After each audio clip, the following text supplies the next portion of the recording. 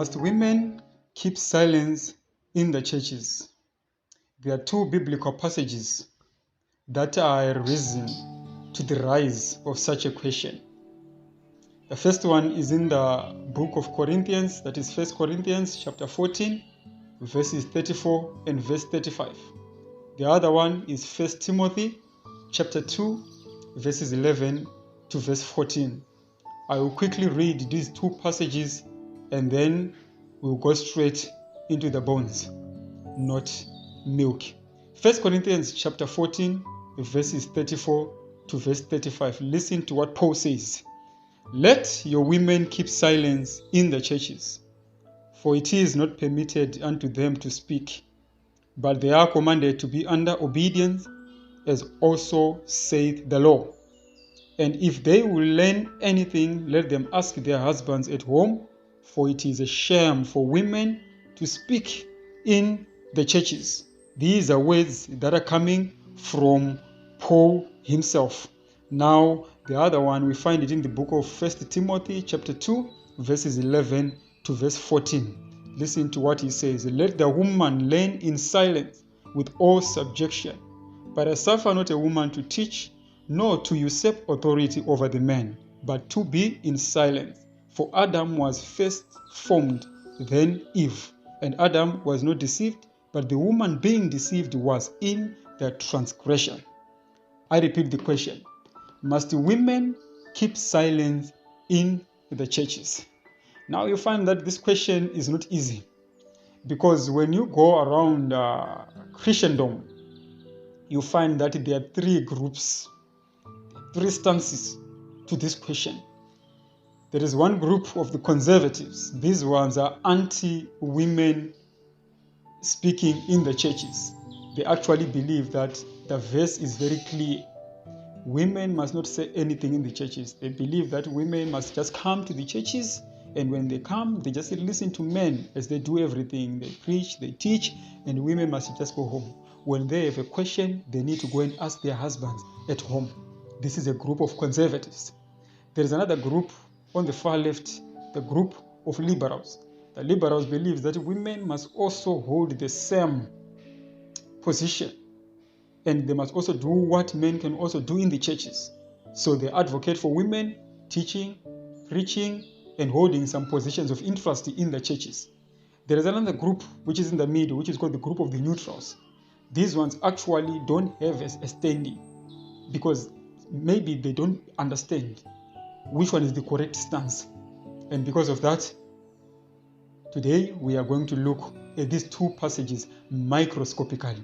We need to understand these passages as what they are saying in the Bible to help us to come up with the correct stance, the correct position of the women preaching, teaching, or speaking in the churches. Now, you need to understand that these two books that we have read, Corinthians and Timothy, are part of the Pauline letters. Pauline letters are all the letters that were written by Paul. The moment you hear the word letters, quickly you know that a letter is written to somebody. We need to understand that there was a primary audience that Paul was writing to before we take the application to the Christians today. When Paul was writing these letters, he was addressing the certain churches or individuals. Like when he was writing to Philemon, he was addressing Philemon. When he was writing to the Corinthians, he was addressing the believers in Corinth. So for us to understand exactly what Paul is saying, we first need to understand the background to these churches. It helps us now understand what Paul is actually saying. So there are two churches that have got the same message here, but I want to already put a correction there and say this message of women being silent was not only to these two churches. This message was actually to all the Greek churches, because when you read verse 34 of 1 Corinthians chapter 14, Paul was very clear when he spoke of this event being something that was supposed to be done in all churches. And the word all churches that is being referred to was actually referring to all the Christian churches in the Greek community, the Gentile churches that were there.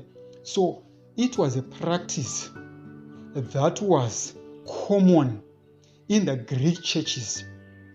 That's why you find that Paul is bringing this message to their church in Ephesus, where Timothy was pastoring. He's also bringing this same message to the church in Corinth, where we find in 1 Corinthians chapter 14, where Paul is speaking about the spiritual gift. Now, before we go any further, I want you to understand this thing.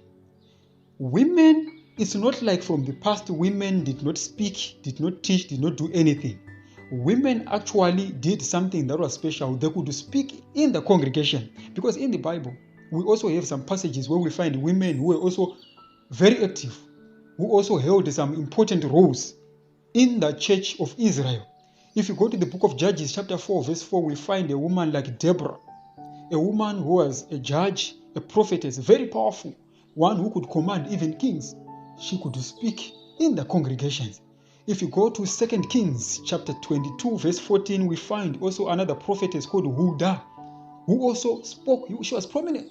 She could speak for God among the great people.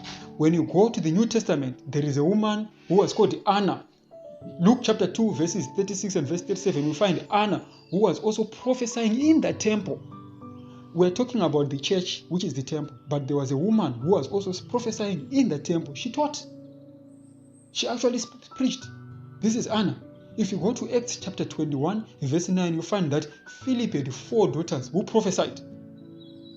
As if it's not enough, Paul himself, when he's writing to the believers in Philippians chapter 4 verse 3, he actually speaks of the women that labored with him in the gospel.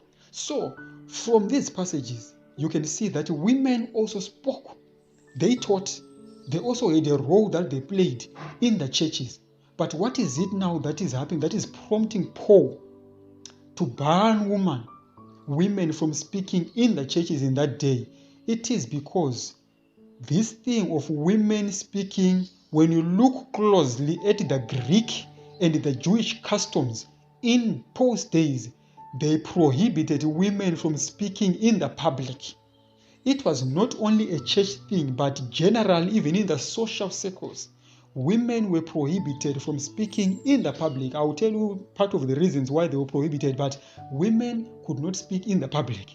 In the public spheres, it was only men who were allowed to speak. So this was a common practice in those places, in those days. But before we go any further, if you look closely at verse 35 of 1 Corinthians chapter 14, there is a word that has been put there, the word shame. That word will help us understand exactly the stance and where Paul is coming from. When one would violate the custom that was there in those days, it would bring disorder in the community. So when women would be found speaking or shouting or doing any kind of a public appearance where they are in the higher places, it would bring shame to a certain community, even to the household back at home. This was a common custom that had been agreed upon by the people who lived during those days. So, seeing that this was a common practice in the social circles, it was also going to affect and influence the church. That's the reason why you now find that women were also prohibited from speaking in the churches, in the Greek churches of those days. Why? Because a violation of this would also bring disorder. Get this point right. It was not a sin per se if women were to speak, but it was for the sake of order. Why? Because it was a custom that was there in those days. The most underlining factor that you need to understand is the word order. It was done for order. It was not a commandment. It was for the sake of order, because during that time, women could not speak in the public. So these were actually generally accepted customs when it comes to the issue of public worship. So one of the generally accepted customs was that women could not speak in the public. They were actually supposed to be obeyed, these customs. They were supposed to be obeyed, or else confusion would result. That's why you find that when you look at verse 33, Paul actually speaks of this thing of confusion. When you go to the verse 40, Paul even speaks of the word order. So it is for the sake of order. I want you to get this point right. During those days, it was done for the sake of order. Women, if they could come in the church and they start preaching, they start teaching, they were going in contrary with the social class or the social customs that were in those days, it was going to affect the Christian church. Remember, the Christian church during those days was created, it was still new, and it was supposed to influence the outsiders so that they come and accept this religion. So if they could have violated the customs that were happening in those days, do you think that the Christian church was going to rise? People were actually going to turn themselves against the Christian church because it is violating some certain customs that were general during those days. It is even like today. There are some customs that we might accept as churches, which are actually not a commandment, but these are customs that have been accepted for the sake of order. I've seen some churches which say, okay, we need to wear uniforms. Now, if a certain church decides that they are women or they are men, they must wear uniforms when they come to church, it does not necessarily mean that the one who does not wear a uniform has committed a sin. But if that person violates the custom, it affects the church, it brings disorder. So that person just needs to simply obey, not because when she does or he does not obey, she has broken the commandment. No, but for the sake of order. Order is important in the Christian circles. So churches sometimes they come with some policies and customs that are there to preserve order, which might not be a violation of the commandments of God, but they are done for the sake of order. I'm constantly repeating the word order. This is exactly what was transpiring in Paul's times. When you look at the churches today, sometimes there are some churches which say, okay, we are going to have a Sunday school or Sabbath school. After that, we go to the power hour or the divine service, and then we have an afternoon lesson. The reason why they come with these ones, it is for the sake of order. It's not like if another church comes and say, okay, we want to start with the power hour before we do a Sabbath or a Sunday school, then they think that maybe they've committed a grave sin before the Lord. That is not the case. Things were done for the sake of order. So we need to understand the background. Women could not speak because of the sake of order. Now, there is usually people who rush to quote Adam to say, if it is for the sake of order, why did Paul bring the issue of Adam to say, Adam was created first, because this one has nothing to do with order. But when you do proper exegesis, you find that Paul did bring the issue of Adam when he was addressing the issue of women usurping authority over men. This is where you need to understand. When he spoke of women usurping authority over men, now that one is actually a violation of the commandment of God. Because when God created, remember that he made men and woman came from the side of men. And when woman and men fell, God actually said, your will shall be of your husband. So man was given the headship. So when Paul now is bringing the issue of Adam, he's actually trying to hammer the point of women usurping authority over men. So when women begin to usurp authority over men, they are quickly reminded that, remember, you are women. The one who was created first was Adam, not on the issue of women speaking or teaching in the church. Now, the other thing that you also need to understand is that during the Greek society in those days, the Greeks worshipped a goddess who was called Artemis. To the Romans, she was called Diana. And this goddess was the goddess of fertility, the goddess of love. She was a goddess, a woman god, very respected. And the women, because of this deity who was a female, women seemed also to esteem themselves, their ego, because of that. So there was also a problem where women now started elevating themselves in those days, which also brought around the issue of men now saying, no, we need to put our women in order. That's the reason why I find now women are no longer allowed to do this kind of things. That is in the Greek societies. When it comes to the Jewish religion, it was because of patriarchy.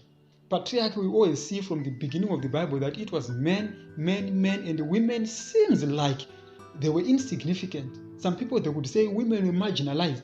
But I believe that it came as a result of sin, where people also failed to understand the true essence of patriarchy. So because of that, they took patriarchy from a wrong perspective, and women were now being marginalized. So this was a common setup in Palestine and in other Greek communities in those days. So for the sake of maintaining order, and also the Christian church to also be of a good picture to the societies that they were reaching unto, they to allow women not to speak in churches and also to usurp what? Authority over the men who are in the churches. Now fast forward to the contemporary setup today. Because we are now in the modern world, and in this modern world, women now have been given the ability to stand in the churches and to preach and to teach. And it is now generally accepted in the Christian circles. Women can actually do those things without any problem.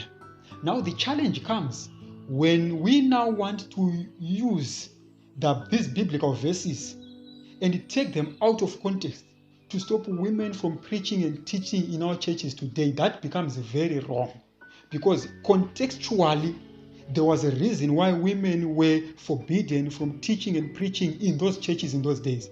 But today it's a different setup. But the principle is the same, order.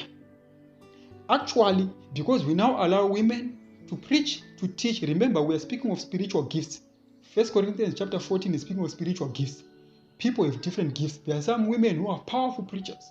Some of them, they are very good in teaching. Some, they can give powerful contributions. Some of them, they are good in leadership positions. So we can't not necessarily throw them away from utilizing their spiritual gifts in the church because we are using these verses. These verses must not be taken out of context. We need to understand what was the setup of their churches in those days to understand. But the setup of our church today, it allows women to preach, to teach, to do all the kind of responsibilities that they can do in the churches so that they can help in the edification of the saints. So, for the sake of order, today women can preach, they can teach. If one now comes and he or she is against women preaching or teaching in the church, that person is actually bringing disorder. If you use these verses, you're actually making it worse, because these verses were actually for the sake of order in the church. So, must women keep silence in the churches today? No. Women can preach. Women can teach. Women can be given some different leadership positions and roles in the church that they can do. But as long as they remember that they are not supposed to usurp authority over men. Why? Because Adam was created first and then women came later. Saints, I think I've tried my best to explain. But if you did not understand, or maybe you are against some of the things that I've said, remember to go below, put your question, your contribution, or your rebuke, and then we'll engage. Or you can even follow us on our email that is also put below, as well as our WhatsApp number, so that we can continue to discuss. And remember, if you want to keep in touch with us on our channel, Bones Not Milk, subscribe, press the notification bell, and wait for the new upload that is coming next week. Be blessed.